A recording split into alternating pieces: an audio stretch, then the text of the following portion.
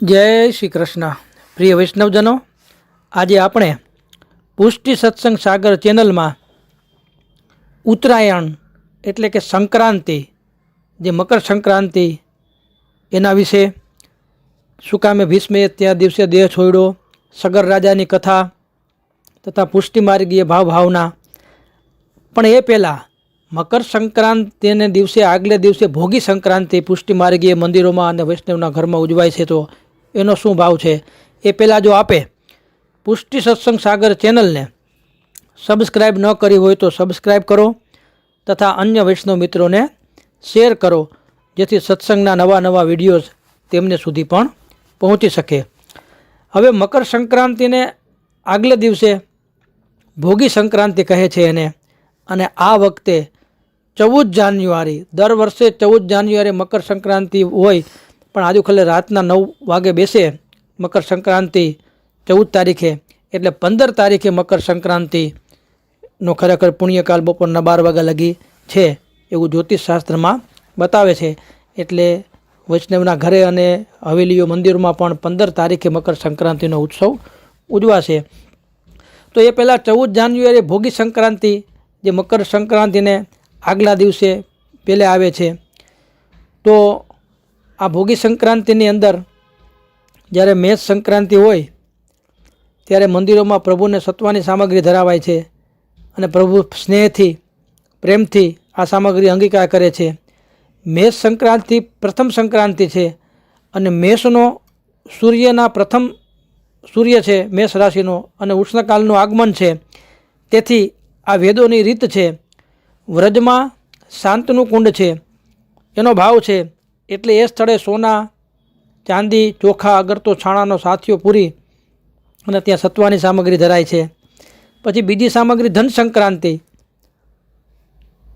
બીજી સંક્રાંતિને ધન સંક્રાંતિ કહે છે. તો ધન સંક્રાંતિનો સમય માગસરથી પોષ માસમાં જ્યારે ચાતુર્માસનો આરંભ થાય ત્યારે મંદિરોમાં પ્રભુને ચાતુર્માસની સામગ્રી શીતકાળમાં ધરાવાય છે, અને ચાતુર્માસ સમાપ્ત થયા પછી આ સામગ્રી શીતકાળમાં ધરાતી નથી. આ સંક્રાંતિનો ગુપ્ત ભાવ છે, અને સામગ્રીઓમાં ગોપીજનોની ગૂઢ ભાવના છે. આ સમયમાં મંદિરોમાં ઘટા થાય છે, તેથી એ ઘટાના પદો એ ભાવથી ગવાય છે, અને દર્શનમાં આનંદ અને અનુરાગ પ્રગટ થાય છે. શીતકાલમાં ચાતુર્માસ દરમિયાન 4 ઘટાઓના પણ દર્શન થાય છે. તેમાં શ્યામ, લાલ, કેસરી, પીળી, લીલી, ગુલાબી, આ પ્રમાણે ઘટાના મનોરથ થાય. પછી આવે મકર સંક્રાંતિ. તો મકર સંક્રાંતિનો સમય પોષ સુદ અગર વધમાં જ્યારે સૂર્ય ઉત્તરાયણમાં થાય છે ત્યારે આવે. તે પ્રભુને તલ અને ગોળની સાથે મેળવીને આ સામગ્રી ધરાય છે, જેને તિલવાની સામગ્રી કહે છે. મીઠો અને ફીકો ખીચડો પણ ઠાકોરજીને ધરાવાય છે. તે દિવસે ગેંદ અને પતંગ ઉડાડવામાં આવે છે, અને આજે તિલવાદાનનો પણ પ્રકાર છે. તે એ પહેલાં ભોગી સંક્રાંતિમાં જોઈએ આપણે તો પરમાનંદ દાસજીનું પદ પણ છે કે ભોગી ભોગ કરત સબ રસકો, નંદ નંદન યશોદા કો જીવન, ગોપીન પ્રાણપતિ સર્વસ્વ કો, તિલ ભર સંગ તજત નહીં નિજ જન, ગાન કરત મન મોહન જસકો, તિલ તિલ ભોગ ધરત મન ભાવત, પરમાનંદ સુખ દેત હે રસકો. તો આ ભોગી સંક્રાંતિ, જે મકર સંક્રાંતિને આગલા દિવસે, હવે આપણે સંક્રાંત વિશેની વાત કરીએ તો ઉત્તરાયણ એટલે શું? તો જ્યોતિષશાસ્ત્રની દ્રષ્ટિએ આપણે જોઈએ તો સૂર્યનારાયણ ભગવાન 12 રાશિઓમાં વિચરણ કરે છે, અને એક રાશિમાં 1 માસ સુધી સૂર્યનારાયણ ભગવાનનું વિચરણ રહે છે. 6 મહિનાના તેમના અયનો હોય છે, ઉત્તરાયણ અને દક્ષિણાયન. જ્યારે સૂર્યનારાયણ ભગવાન દક્ષિણાયનમાં હોય ત્યારે દિવસ નાનો હોય, અને સૂર્યનારાયણ ભગવાન જ્યારે ઉત્તરાયણમાં પ્રવેશ કરે ત્યારથી દિવસ મોટો થવાની શરૂઆત થાય છે.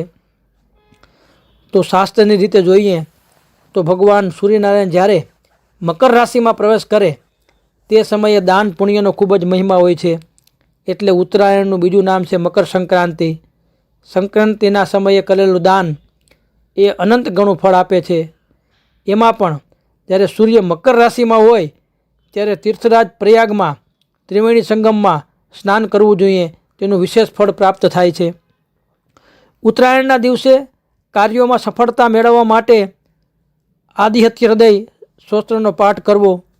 આદિત્ય હૃદય સ્તોત્ર એ સૂર્યનારાયણ ભગવાનનું સ્તોત્ર છે અને આ સ્તોત્રનું અનુષ્ઠાન ભગવાન શ્રી રામજીએ કર્યું હતું.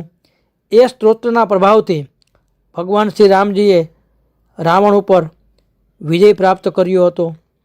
મહાભારત અને ભાગવતજીના આધારે જોઈએ તો ઉત્તરાયણના દિવસે ભીષ્મ પિતાએ દેહ ત્યાગ કર્યો હતો. ઉત્તરાયણ એ ઉર્ધ્વગતિ પ્રદાન કરવાવાળું પર્વ છે. આધ્યાત્મિક દ્રષ્ટિએ આપણે વિચાર કરીએ તો ઉત્તરાયણ એટલે કે જીવની ઉત્તરા સહજા અવસ્થા.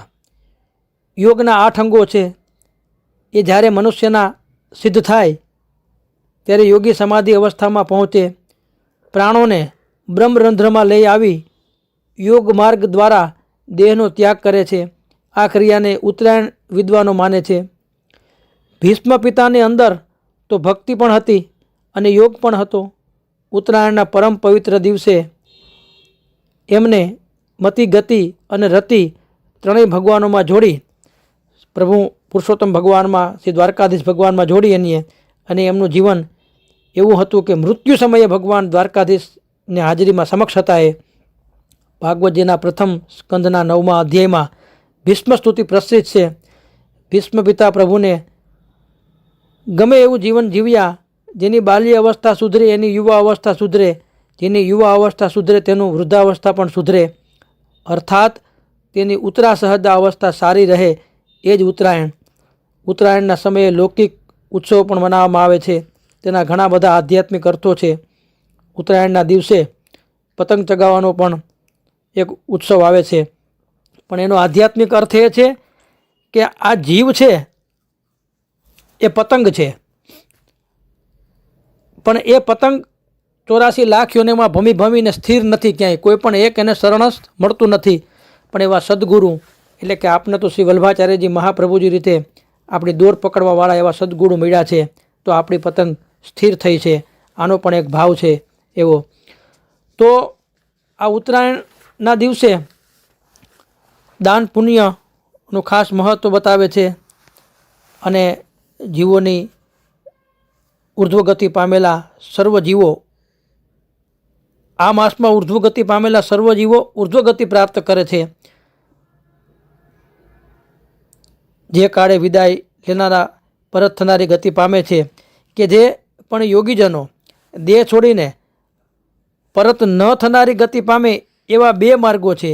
આ 2 કાળમાંથી મનુષ્યના મનમાં જો સ્થૂળ ભૌતિક પદાર્થોની કામના રહી ન હોય અને તેમનામાંથી પર જવાની ભાવના રહી હોય, તેમજ વાદળ વગરના નિરભ આકાશ જેવા 6 માસમાં સ્વચ્છ શુભ દિન જોવા તથા ધુમાડા વગરના અગ્નિ જેવી આત્મપ્રકાશવાળી નિર્મળતા પ્રાપ્ત થઈ હોય, એ કાળે દેહનો ત્યાગ કરનાર બ્રહ્મજ્ઞાની બ્રહ્મભાવને પ્રાપ્ત કરે છે. આ મકર સંક્રાંતિ પછીના સમયમાં મૃત્યુ પામનાર બ્રહ્મદેવતા, યોગીજનો, દેવતાઓ દ્વારા ક્રમબદ્ધ થઈને બ્રહ્મને પામે છે.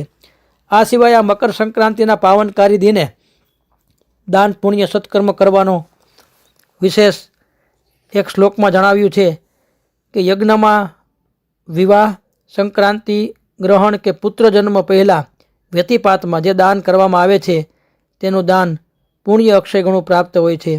આ દાન પુણ્ય પૃથ્વી પરના સર્વે જીવાત્મા અર્થે છે. દાનમાં કાળા તલ, સફેદ તલ, અડદ, સાંકળી, ચીકીવાળી વાનગીઓ, બ્રાહ્મણોને વસ્ત્ર, બહેન તથા બહેન ભાણેજને ખીચડાના જમણ કરવાનું એક ઉત્તમ ધાર્મિક છે. મકર સંક્રાંતિના શિયાળાના ઠંડા દિને શરીરમાં જઠરાગ્નિ પ્રજ્વલિત કરનાર પદાર્થોનું સેવન કરવાનું હિતાવ છે, જેવા કે શેરડી, વૈવિધ્યસભર ગોળની ચીકીઓ, ચણા, તલ વગેરે આરોગવાનું કે લેવાનું શરીર માટે ફાયદાકારક છે. તો એમાં બીજી એક કથા પણ છે સગર રાજાની, કે રાજા સગર અશ્વમેઘ યજ્ઞ કર્યો, તેમણે છોડેલા યક્ષ અશ્વને ઇન્દ્રદેવે કપટ કરી કપિલ મુનિના આશ્રમમાં આગળ બાંધી દીધો. આથી સગર પુત્રોને શંકાઓ જાગી કે કપિલ મુનિએ અશ્વને બાંધી રાખ્યો છે. સગરના પુત્રો ક્રોધમાં આવી કપિલ મુનિના આશ્રમે આવ્યા. વિવાદ થયો અને વિવાદ ઉગ્ર સ્વરૂપ લેતા પરિણામે કપિલ મુનિએ તેમના બધા પુત્રોને શાપ આપી દીધો કે તેઓ ત્યાં જ બળીને ભસ્મ થઈ ગયા. તેઓના પુત્રોને મોક્ષ આપવાને માટે રાજા ભગીરથે ગંગાને ધરતી પર અવતરણ કરવા આહવાન કર્યું. ભગીરથે ગંગાને તે સ્થળે પર લઈ ગયા જ્યાં તેમના પિતૃઓની રાખ પડી હતી. ભગીરથ આગળ આગળ ચાલતા હતા અને ગંગાજીનો પ્રવાહ પાછળ પાછળ આવી રહ્યો હતો. આ પ્રકારે ગંગા સાગર સંગમ સુધી પહોંચાડીને તેમણે સગરના પુત્રો જે બળીને ભસ્મ થયેલા હતા તે ગંગાના પવિત્ર પાણીમાં જલમાં ડૂબાડી દીધા અને સગરના પુત્રો બ્રાહ્મણના તિરસ્કારને કારણે બળીને ભસ્મ થઈ ગયા હતા. એટલા માટે તેના ઉદ્ધારથી કોઈ ઉપાય હતો નહીં.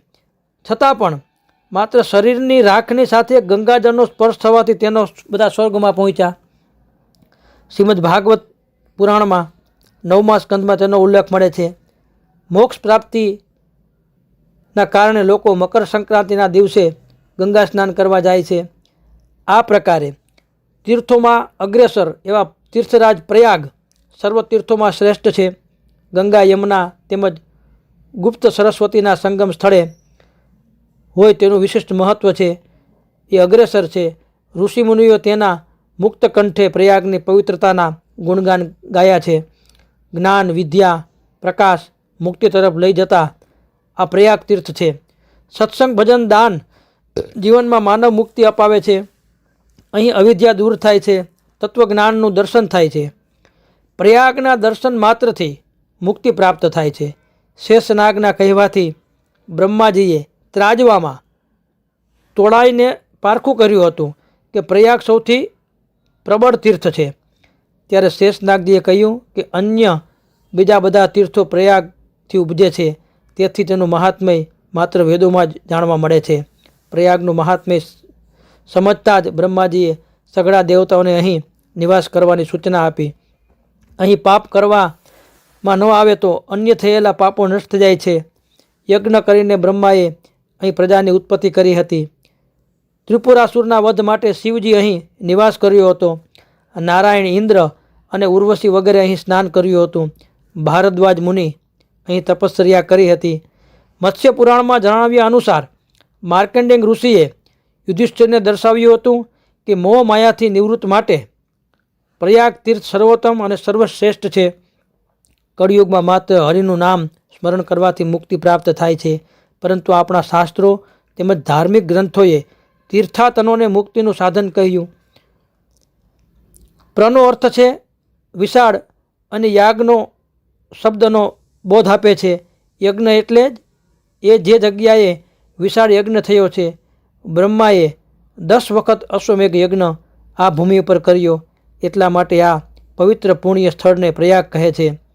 પ્રયાગ પર્વોમાં માઘ મેળો સૌથી મહત્વપૂર્ણ છે અને માસમાં ગંગા સ્નાનનો મહિમા પુરાણોમાં વર્ણવવામાં આવ્યો છે. શરદ ઋતુમાં માઘ માસના કૃષ્ણ પક્ષના પ્રતિપદાથી લઈને શુક્લ પક્ષ પૂર્ણિમાનો પણ મહિમા છે. ગંગા સ્નાન કરતાં, દાન પુણ્ય અને ભજન કીર્તન કરતાં તેને કલ્પવાસ કહેવામાં આવ્યો છે. આ રીતે મકર સંક્રાંતિનું પર્વ બધા સનાતન ધર્મીઓ પોતપોતાની રીતે સ્નાન, દાન, જપ, તીર્થ આદિથી બધા કરે છે. હવે ઠાકોરજીને પુષ્ટિ માર્ગીય સંપ્રદાયની અંદર આપણે જો આગલા દિવસે સંક્રાંતિ બેસતી હોય તો મંગલામાં તિલવા ભોગ આરોગે, તેનાથી મોડી બેસતી હોય તો ગોપીવલ્લભ ભોગમાં જે હવેલીનો ક્રમ છે, પછી રાજભોગમાં તિલવા આરોગે. જ્યારે મંગલા કે ગ્વાલમાં તિલવા આરોગે તો 7 ધાનનો ખીચડો એ રાજભોગમાં આરોગે, અને સાંજે ઉત્થાપન કે સંધ્યાભોગમાં જો તિલવા આરોગે તો 7 ધાનનો ખારો ખીચડો શયનમાં આરોગે. જો મોડી સંક્રાંતિ બેસતી હોય તો શયનમાં તિલવા આરોગે અને ખીચડો બીજા દિવસે રાજભોગમાં આવે. તિલવા ખાંડના તથા ગોળના ધરાય, કાળા તલના તિલવા પણ આરોગે. જે ભોગમાં તિલવા ધરાય તે ભોગમાં હવેલીઓની અંદર ધૂપ દીપ તુલસી શંખોદક થાય અને જે વારે તિલવા આરોગ્ય હોય તે જ વારે સામે 8મા દિવસે મીઠો ખીચડો અવશ્ય આરોગે. લાલ છીંટનો વસ્ત્ર લાલ અથવા પીળા છીંટના ઠાડું વસ્ત્ર લાલ રેશમી, ટીપારાનો શિંગાર, ટીપારાના 3 તુરા ઉપર સાદી ચંદ્રિકા આવે અને વચલી ચંદ્રિકાની બંને બાજુ ગોકર્ણ ધરાવવા અથવા પાક ચંદ્રિકાનો શિંગાર કરે તો પણ થઈ શકે. આ રીતે શિંગારની ભાવના છે. અને રાજભોગમાં બંને બાજુ ગેન ચોગાન મંડાય, જમણી બાજુ જડાવ અને ડાબી બાજુ સોનાના આવે. એક થાળીમાં ફલની નારંગીની ગેંદ ધરાય. રાજભોગમાં પાટ પાસે ઉત્સવના ગાય, હાથી, મોર ઇત્યાદિ ધરાય. જ્યાં સુધી તિલવા ભોગ ન ધરાય ત્યાં સુધી પ્રસાદ લેવાય નહીં. આજથી મહાસુદ એકમ સુધી છીંટના વસ્ત્ર પછી ધરાય. અને સાજ છે એ લાલ શક્કરપારાનો આવે. તો આ રીતે પુષ્ટિમાર્ગીય ભાવના અને મર્યાદા ભાવના આપણે જોઈ. શ્રી વલ્લભાધીશ કી જય.